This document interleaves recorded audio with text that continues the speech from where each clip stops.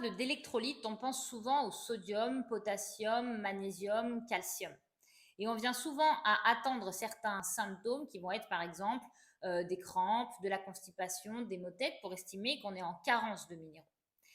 La problématique avec les crampes, c'est qu'en fonction du dosage de nos électrolytes, on va plus ou moins soit déclencher, soit apaiser ces crampes. Et on entend souvent que c'est lié au magnésium et qu'un manque de magnésium génère forcément des crampes. La problématique, c'est que au niveau du corps humain, l'électrolyte qui est traité en priorité, c'est le sel, le sodium.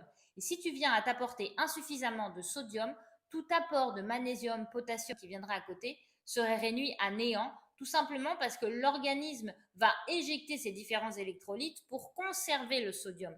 Donc si tu souhaites pallier des crampes malgré une prise de magnésium, de potassium, de crème de tarte, la meilleure stratégie demeurera d'augmenter le sel.